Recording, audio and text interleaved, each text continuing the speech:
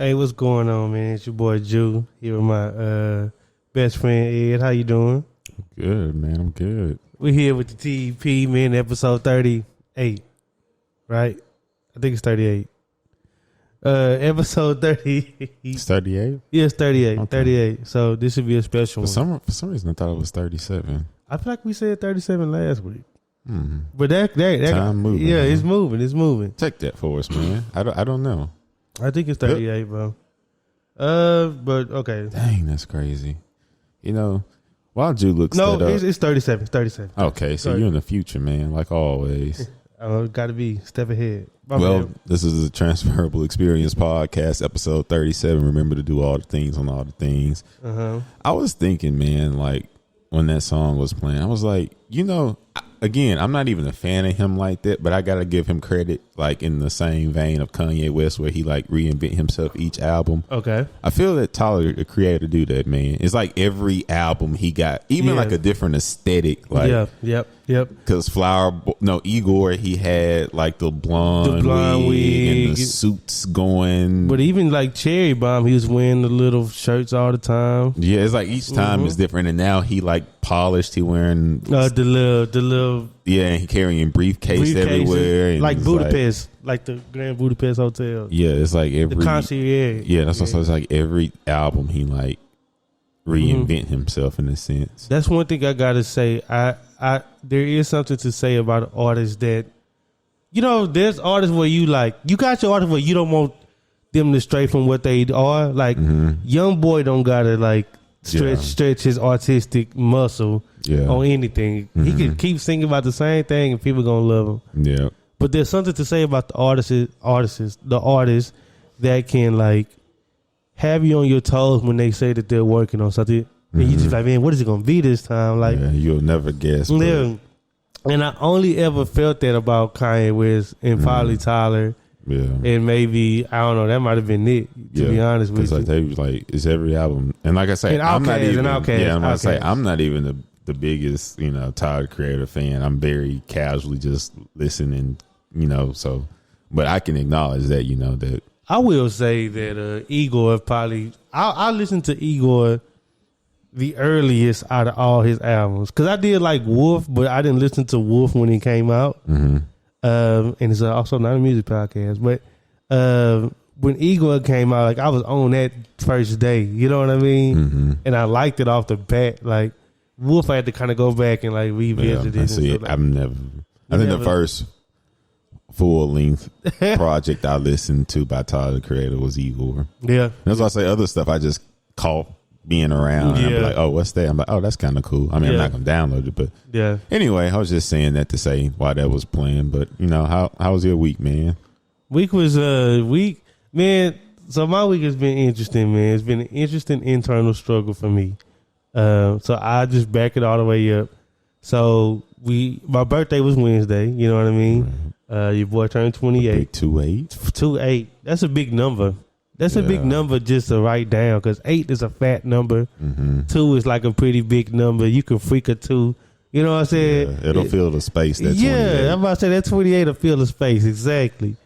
So I originally had the fishing trip planned that we was all pretty gung-ho about. So I drive back home to Orange. That's about a 5.5 hour drive for me. I got there in 5 though. I don't know. We had talked about it. I'm gonna say, because we both went to Orange for different reasons, but like that drive last time, like I felt every minute of it. It was definitely 5 hours, but it was the quickest 5 hours. Yeah, I'm about to say, like, I don't know what I do on long drives. I guess I be zoned out, bro. Be zoned out. I be like going like 90, 95, not even realizing it. I'm thinking about some other stuff. But anyway, got there, and it was good. Friday was good. The whole reason for me going down there was for my fishing trip. So Friday comes, and if you know me, I usually like go hang out with my family. We end up usually drinking a lot and, messing around, making some moves around the town. I was being responsible. I kept that to a minimum. Now, look, I went out. Don't get me wrong. I went out. Yeah. I just wasn't buying shots. I wasn't just taking shots. Yeah, I'm gonna say I was with you Friday. It was an easy night Friday. It wasn't too much going on. And I still took like 4 shots, and that's an easy night. It was an easy night. It wasn't an aggressive pace. No, it wasn't. Because we went to a few places. Yeah, it was like a laid back. Wasn't nobody really pushing for nothing. Because I was like, you know what, I'm gonna be on my best behavior because I got something planned tomorrow, and then like I don't want to mess that up. Yeah, you know. So anyway, night go on, craziness happened. Yeah. But then Saturday comes around and it's feeling good. Keep in mind, Friday, everybody that was going on the trip, I saw them. I saw everybody that was going on the trip.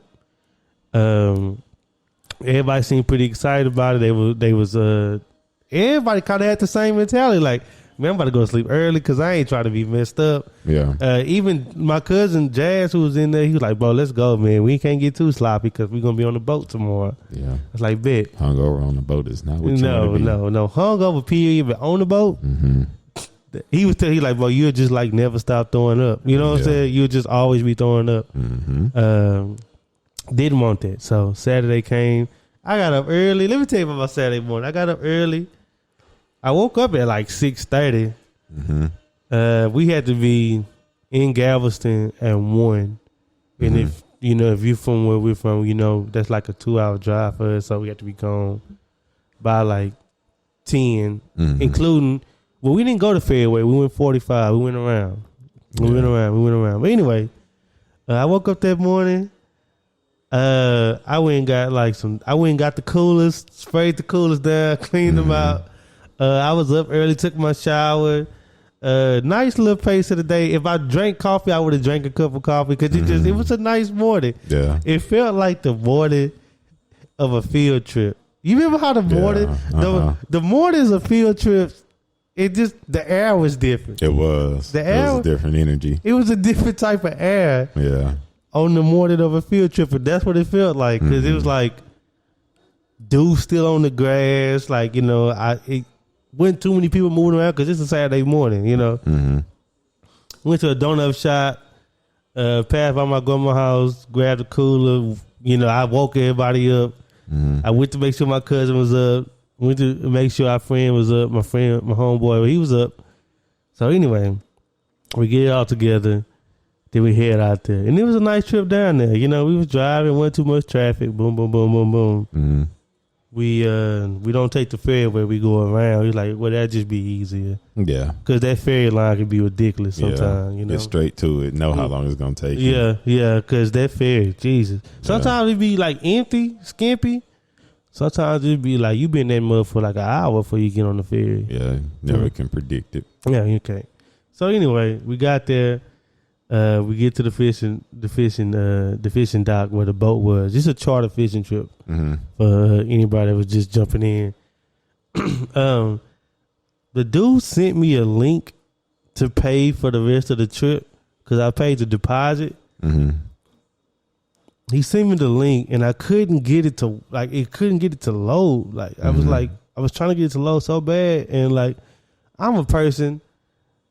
I know how it is when you do stuff. Kind of running business, people want to get paid, People, and I believe in like people deserve their money. He deserves his money. He doing his service, whatever. So I talked to him like, hey man, I'm sorry man, but like the link you sent me isn't loading, like, and I don't want us to like push the trip back or nothing like that. And he was like I guess you could call him a sailor. I guess whatever a sailor looks like in your mind. He had on Crocs. Definitely had on some Crocs. If not him, sport mode. Yeah, they were. But anyways, he's like, don't worry about it, man. He's like, don't worry about it, man. You can just jump on, just get it done whenever, right? So we jump on the boat. Boom, we take off. I'm excited. We got our drinks. We got like snacks. We got everything. Feeling good, like. And we was driving, it was cool, and like I ain't gonna lie, when it was nice, but then he really put that thing in sport, and it really dug into the water. Yeah, we was going, and I was like, okay, here we go, we going. Ironically, at the same time, the link starts working. Whatever, you know what I'm saying? I'm not a conspiracy theorist, but hey, I'm literally typing in my stuff, and I look up, and I see, like, we in the back of the boat, of course, and I just saw, like, some black smoke come out the exhaust pipe. Mm-hmm. Now, in my head, I'm like, that's some black smoke, man. That smoke was really, really freaking black. You know what I mean? Mm-hmm. It wasn't just, like, a big cloud of smoke. It was just, like, it trailed out of the exhaust, but I saw it in contrast with the white water, so it made it kind of make it look a little darker than it probably was. And I remember tapping Miko, and I was like, Miko, that's some black smoke, cuz. And he's like, yeah, huh? And I was just like, yeah, but I was like, hey, I ain't a mechanic. I don't claim to be. Yeah. I just know when you see that, you be like, man, come on, bro, that's some black it's a smoke. cause for pause and nothing else. Like, it's a mental note if nothing else. It's like, man, that's some black smoke. Yeah. Don't nothing supposed to just emit black smoke. Anyway, sure enough, like 10 minutes after that, the deckhand come jumping down, and he started like finagling with stuff on the boat, lifting stuff up, going in the cabin, yelling back to the captain. I'm like, oh, you know what I'm saying? Like, oh, here we go. But then again, I let people do their job, so I went like, what's going on? I was just like, let people do their job. He climbs back up the boat, talking to the captain. This is what the captain asked me, and then this is one of the questions where it's like, oh, he said, hey, man, has your payment went through? And I was like, nah. He was like, good. And I was like, oh, there it is. Yeah. But to make a long story short, one of the motors on the boat blew out, and like we had to like ride the boat back into the dock, which took a little while. That might have took about 45 minutes, just because it was only on one motor, so you really couldn't crank it like you wanted to. Oh, okay. Yeah, so it was good. Y'all wasn't too far out. We wasn't too far out. Really been bad. Yeah, to be honest, he was like, we can go, but like I just don't think it's smart to go out there on one motor, because if that go out, then we just stuck out there. You know what I'm saying? So I ain't gonna lie, he did err on the side of caution, which is okay. You know what I'm saying?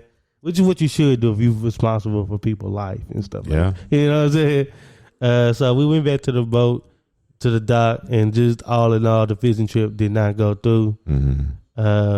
Ironically, like, I had a boat full of people that fish. Nobody bought their poles. Because the day before, we was asking each other, like, you going to bring your pole? He's like, nah, bro. We paid the money, man. We going to use their stuff. Like, that's fair. Why would I bring my stuff when we can, you know what I'm saying? So no poles, couldn't even go fishing. We basically was just in Galveston. It basically was just a trip to Galveston, to be honest with you. It was basically just a trip to Galveston. We got something to eat after that, but then we just came home and watched the fight. Now, what bothered me, I was pretty pissed. And it's only because of this reason. It's like, I did everything right on my part. You know what I'm saying? Like, we got everybody get their fishing license. Everybody like went to sleep early the day before. Like, I double, triple checked the account. Like, money was set to the side for this. We got there on time. We found it, parking, whatever. You know what I'm saying? Yeah. All for that to happen, it was just like a big letdown. And that's pretty much how my week started. So I was pretty disappointed from that point pretty much throughout the whole week. It was just a bummer of a week. So that happened. This don't got nothing to do with it, but Deontay Wilder lost. It's just like, it didn't add to the day, huh? It didn't add to the day. It didn't add to the day. But I was so bummed out about the fishing trip, I couldn't even get into the fight. Like, if he would have won, I'd have just been like, cool. Okay. You know what I'm saying? I wouldn't have been like jumping up. I'd have just been like, all right, bet. Yeah.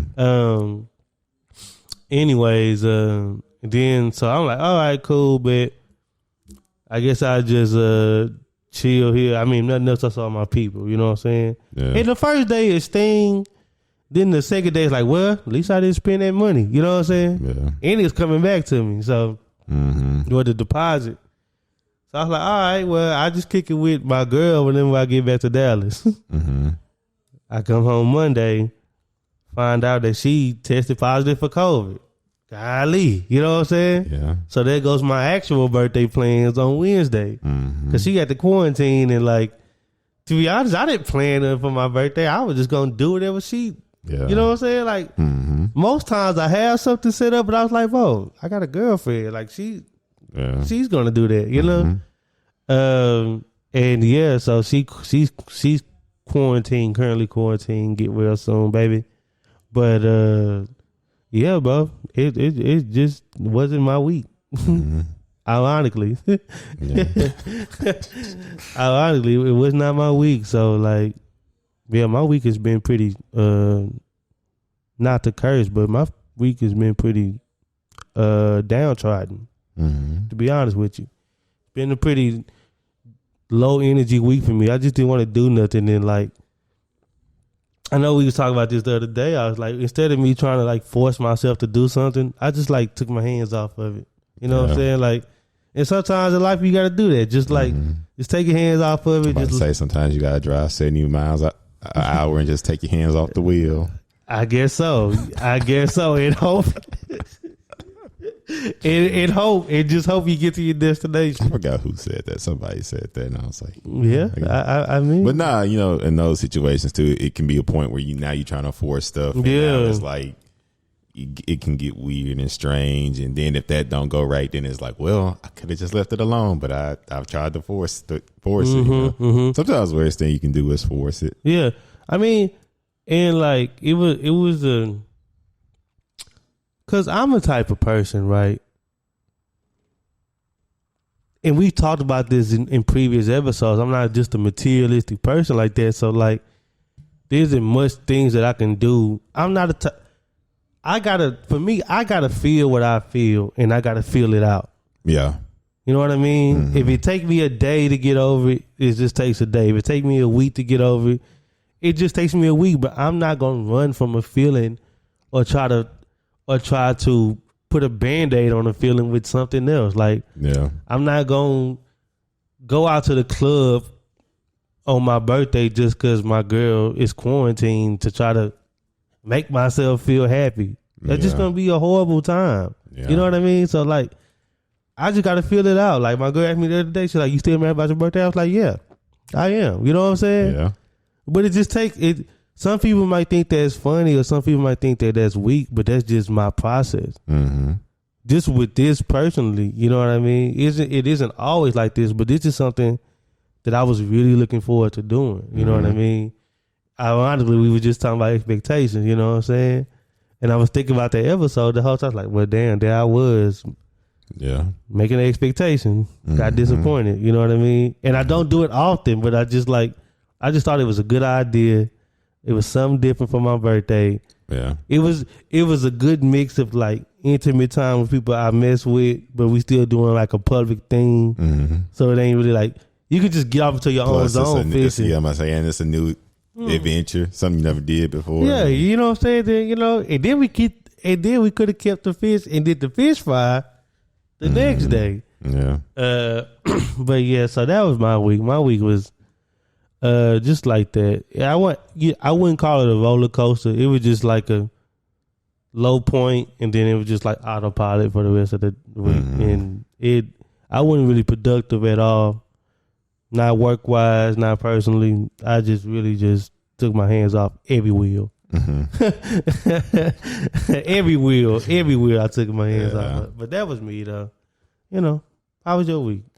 Man, my week was it was kind of getting back to normal. I know I didn't really touch on it last week because it was a little too fresh, but meanwhile, I want to say my grandmother had passed away. Sorry about that, man. Last week, and kind of like what you said, where you were saying how like you just gotta feel what you feel and how long it take. Yeah, that's how it was. I didn't try to like because it was kind of unexpected, and I didn't try to like just go like just say I'm straight or just act heartless or cause like, hey man, that's my grandmother. Like come on, bro. Like that's. I grew up with this woman. I knew her all my life. And she played a major role in my life, man. Right. She, it was, yeah. So it wasn't like something I could just like brush over. It's like I just had to feel what I was gonna feel, and like what I did kind of do though, I was kind of like I didn't want to like, I didn't have it in me to like force or like conversation with people. Like, yeah, if you could talk, if you wanted to talk, we could talk, but I didn't have it in me to like, you know, like just make conversation with people. Like if it wasn't like just a natural flow, it's like I was just kind of okay. And I don't know, I think what helped me too, man, is because like when the day I found out, it was rough the first day, because like I happened to be in class. Oh man. At work, and not only was I in a class, but it was a class that like dang near my entire job had to take. Yeah, yeah. And I was at the very front. Oh. And it was like I was trying like to not think about it. Yeah. So I wouldn't be crying hysterically. And it was like I couldn't really leave because it was really something I needed to do for work. So it was like, yeah, it was like I was trying to like not think about it and stuff, but I'd be like, it was just a lot. So it was so draining that day that I took the next day off, and I think that was the greatest thing I did for myself. Was like I just give myself grace and time, and I just chilled, man. I didn't really do nothing crazy. I wasn't just sobbing or anything the whole time, but like I just to not have to work. I couldn't think about the day to day that day, so I just chilled, did some stuff I like to do, and relaxed, and then I was fine. But I knew too, it was like, okay, this is just you, only you thinking about this in your environment, so it's gonna be different when you gotta be around your family. Right. They got their own different processes, and now that's like what the whole everything is based around. Right. Because with me, like I said, it was me by myself, so it was different. I could, you can compartmentalize, or just like, if I don't think about it, it won't just come up unless it's me, But then, like you said, we had went down. Yeah. And Friday, I kind of just stopped by because everyone was at my grandmother's house, and you know how black people do. It's just like, you just be there. Yeah, I just be kicking it. But it just be like, it be all, my bad. Yeah, it's like, y'all, everybody there just kicking it. It's not. It ain't like no. Like you honestly wouldn't know what was going on if you just drove by. You just think, oh, this look like a gathering. Yeah. Because it's the same stuff that you would normally do. Yeah. I mean, if somebody was like, what y'all did over there? Just was kicking we're just over there. Yeah. And like with black people, man, it's customary to, everybody gonna bring you food, and we bought y'all some sodas and stuff like man, that. Appreciate that. Oh, no problem. And then man, it's hella chicken. Oh yeah, hella chicken. Hella chicken and stuff. Was it different types of chicken, or was it like KFC, Popeyes? Man, somebody bought 100 piece over there. What? Yeah, I don't know where they got that from. I was like, bro, that's an aggressive amount of chicken. You can order that? You could just pull up and order that? I think they got it from like Market Basket or something. Oh, okay. That's a wild thing, man. Can you imagine if you was about on your way out and somebody, let me get 100 piece. 100? Just to have to count that out. That's all our fryers. So you look up to the side and be like, okay. I'm like, do we even have 100? Bro, it depends on the time of the day you ask for something like that. I might just say we don't have it.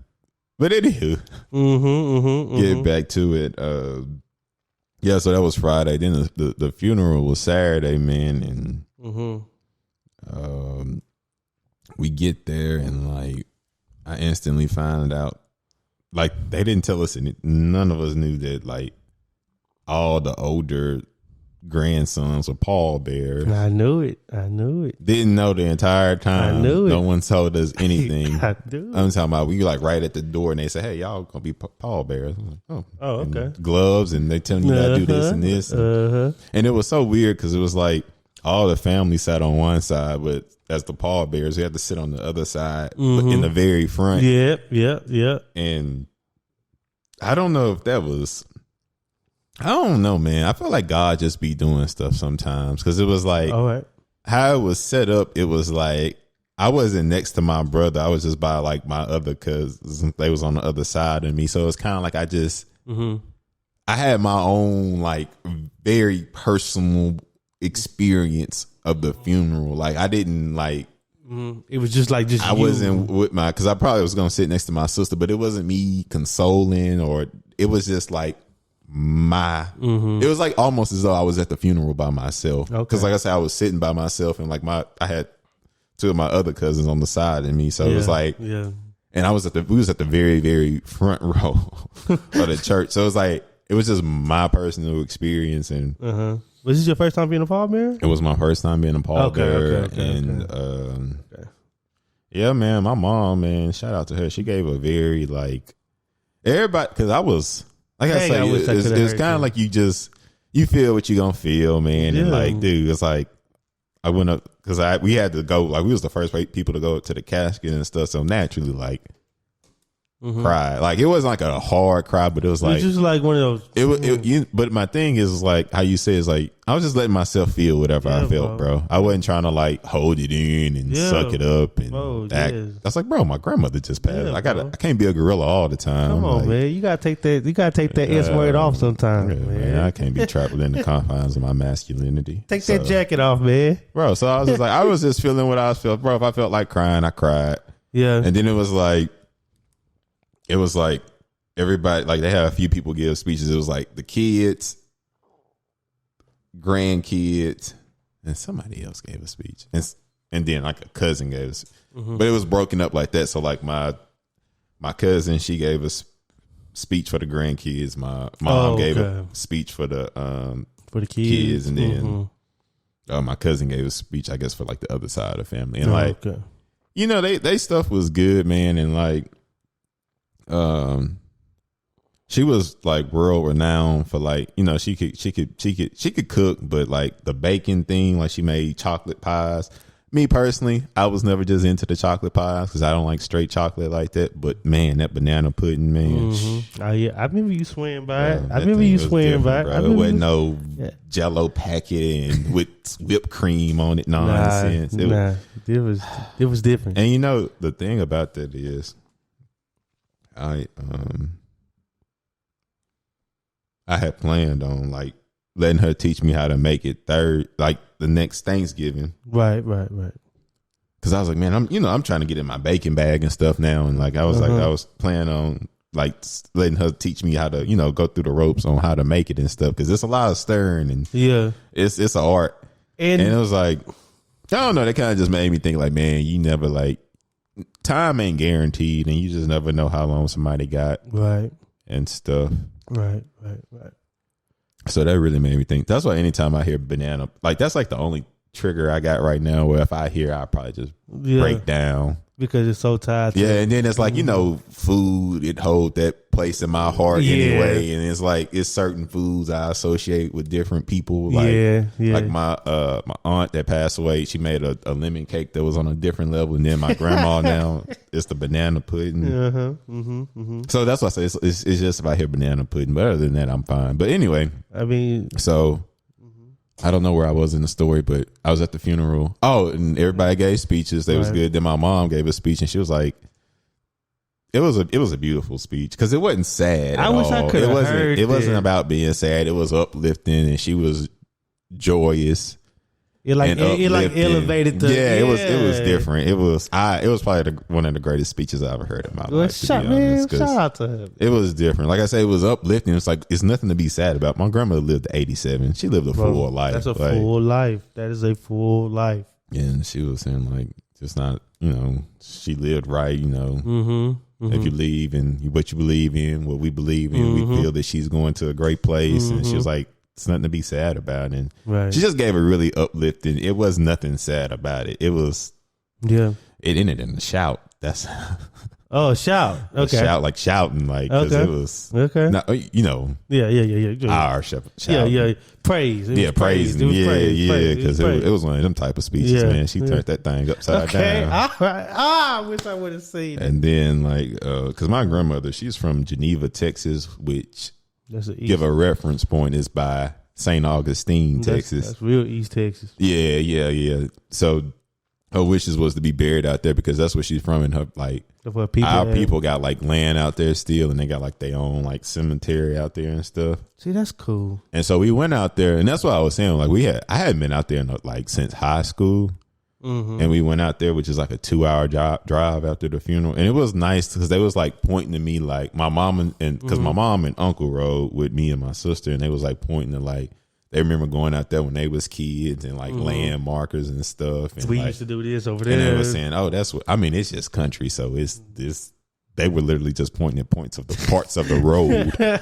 Like, but they still remember that though. Yeah, but it's like, it ain't like no store right there. Yeah, like no, it's nothing there. It's just like a spot. On and he just said, man, I remember I tried to walk and I was like, man, I'm going to find me a store. And he's like, I got there and I was like, I'm turning around. Yeah. After walking miles. But, no, it was real cool though, man, being out there and seeing that. It was like, because I hadn't seen that in a while. And then, like I said, we still got family that like, because there's a lot of land, like, so it's still like some houses out there that some of our family stay in. So it was like, once we got there, it was like a little quick 30-minute thing because they had already did everything. Then we went and we like went to one of the family members' places that live on the land, and we just ate, fellowshipped, and came home, and it was cool, man. Like I like how, like I said, like we was just talking about that. Just made me just think about like how we deal with like death and stuff because it's like everybody got their own process. Some people want to be left alone. Some people need to be showered with love. Some people want to like. Some people want to like recreate feelings, you know what I'm saying? Yeah, or they gotta like share stuff. Cause me, that was like, I just stuff that's really extremely personal to me. I'm not like crazy to share like on the internet and stuff. Like I don't know. It's like that's just not my thing. I don't think to do that. You know. Like I didn't make no RIP post. Like everybody do their different thing. I'm just saying for me it was just like I was just actually like dealing with stuff in real time and like that.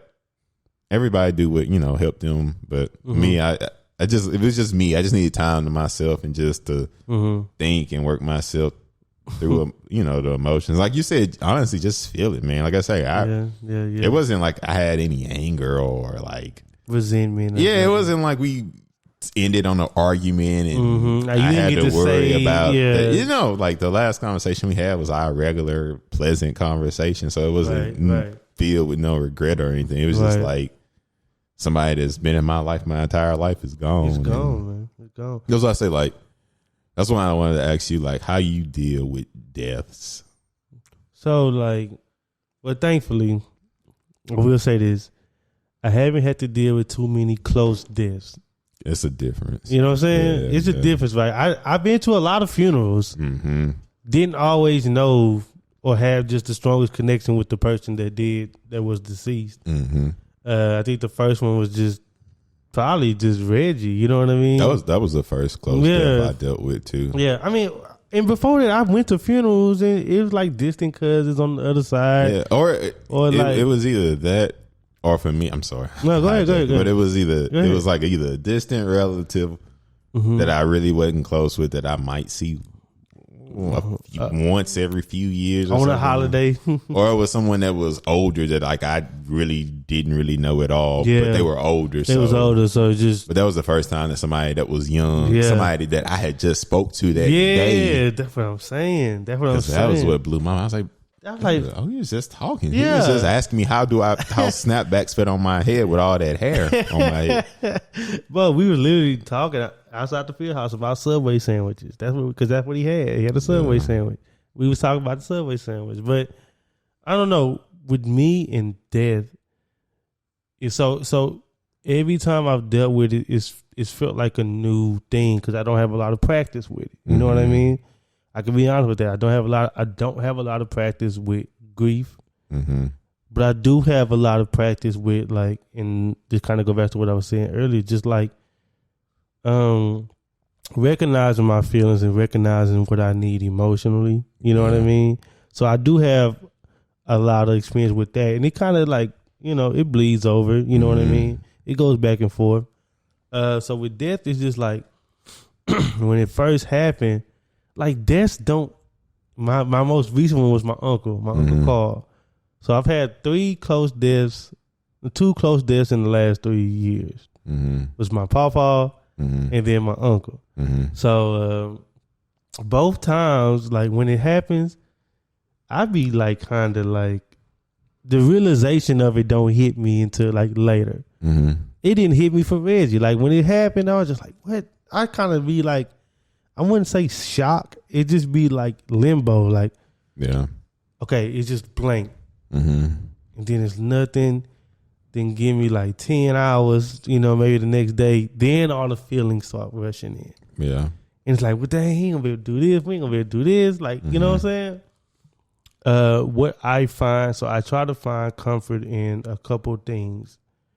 I try to find comfort in my relationship to them. Mm-hmm. Like, for instance, I know me and Reggie, we was close. Like, we chopped it up. Had a great time. Did a lot of laughing together, things like that, trips together. Yeah. He was always at the crib. Boom. I know me and Reggie was solid. I know he was able to close this chapter with knowing me and him are cool. Mm-hmm. Same thing with my pawpaw, same thing with my uncle. Yeah. So I just be needing time to myself to just, I got to decipher those things. And that's first of all, that takes a lot of mental labor. You know what I'm saying? Yeah. Second of all, it kind of requires me to be away from people because I got to have a very internalized conversation with myself. You know what I'm saying? Yeah. And that's what helps me filter out the feelings. You know what I mean?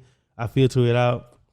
And then once I'm done with that, I do share my tears. I'm the kind of person, like, I share my tears, and when I'm kind of done, I'm kind of done. Except at the funeral. You know what I'm saying? Like, I won't cry until I get to the funeral. Mm-hmm. I might cry like the night after the night it happened, then there's no crying. Then at the funeral, I'll probably cry because I just look at like the representation. Like, I just, you know what I'm saying? That's what get me. It's like, dang, all these people love this dude. You know what I'm saying? I love this woman, blah, blah, blah. So me and Death, me and Death and grief, I kind of found healthy ways to deal with it. Thankfully, I had enough time in my life go by to where I was faced with a lot of emotional hardships before death happened, if that makes sense. Yeah. So like, I've been broke, we've been evicted, we've been kicked out of, you know what I'm saying? Like, lights off and stuff like that, and yelling and breakups and stuff like that. I went through a lot of those things before my first close death happened. Mm-hmm. So although those feelings were strong, they weren't foreign. Yeah. So I think I was thankful. Like, if I would have had a close death happen to me at 6, I'd probably be totally different. You know what I'm saying? I wasn't able to grasp that yet. Mm-hmm. Luckily, I was able to grasp that. So that's how I deal with it. Yeah. That's how I deal with it. I think I'm the same way. I just be needing space, man. Yeah. Just space, bro. That's the main thing. And then it's like, I don't like, like it's really about me just like processing my feelings and nothing else. So it's like, I'm not just in a rush to like tell people either. Like, yeah, because I didn't even like make an announcement. It was like, well, a lot of people didn't even know that. Yeah, I was gonna say if you knew, but it's like I'm not. Didn't even know but that. It's not about. But like I said, for me, it wasn't about like broadcasting. Yeah, or trying to bring attention. It was like, no, this is something that's extremely personal to me. I'm just trying to work through these things. If you know, only thing I need for you, you don't need to do anything. To be honest, like just let me have my little space and if I reach out or something, that's cool, but I don't, just. It's crazy. It's like, so this kind of mirrors what happened with my girlfriend when she had tested positive for COVID. I didn't tell nobody the first day. I didn't tell nobody on my birthday. You know what I'm saying? Yeah. Because it seems to be like when you make those announcements, people flood you with questions. So what you gonna do now? How you feeling? Blah, blah, blah, blah. Yeah. And a lot of times, bro, to be honest, most people, we're just not ready to talk to nobody else about that because we're still dealing with it ourselves.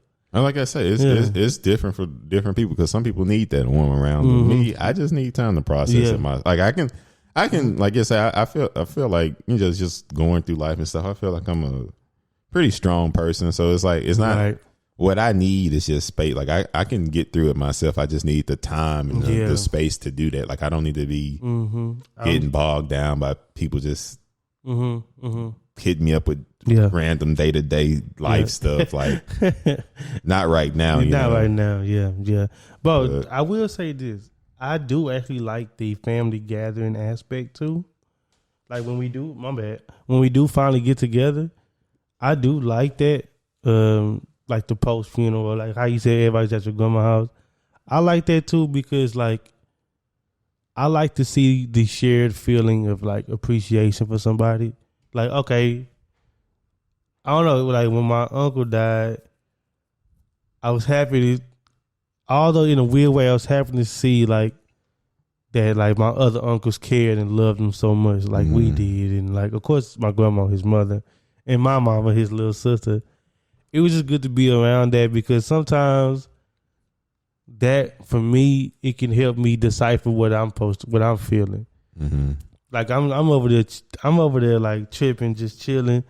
Like when my uncle died that weekend, there was a lot of times when we was at my grandma's house and it just got quiet and everybody was just sitting there, just like just drinking or just like doing whatever they do. But it got like quiet for like 7 minutes, and I could feel like everybody was thinking about the same thing, but everybody else was like, everybody at the same time was deciphering feelings.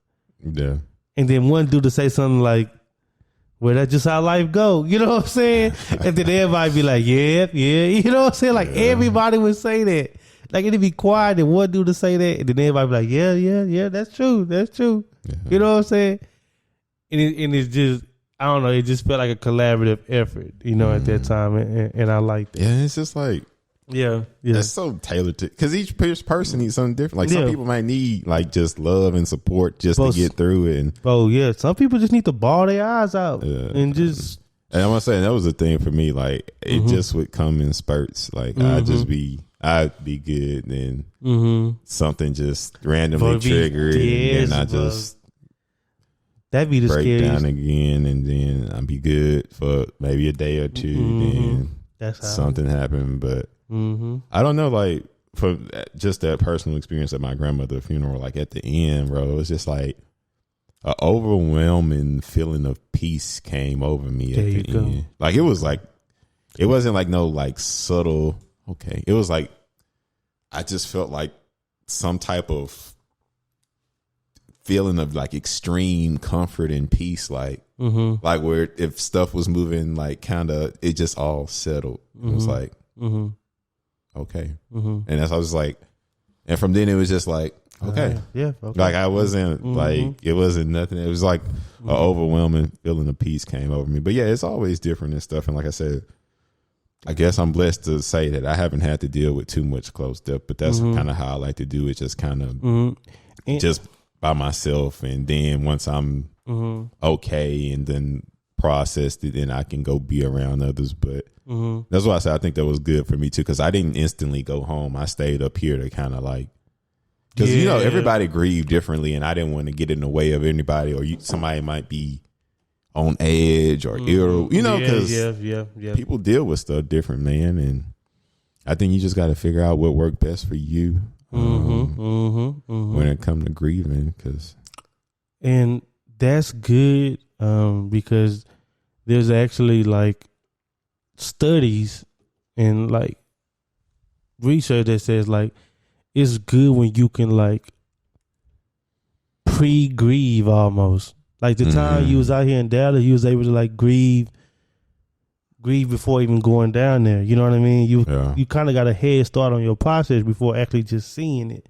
You know what I'm saying? Opposed to someone like your mom that kind of was dealing with it in her face since it happened. You know what I mean?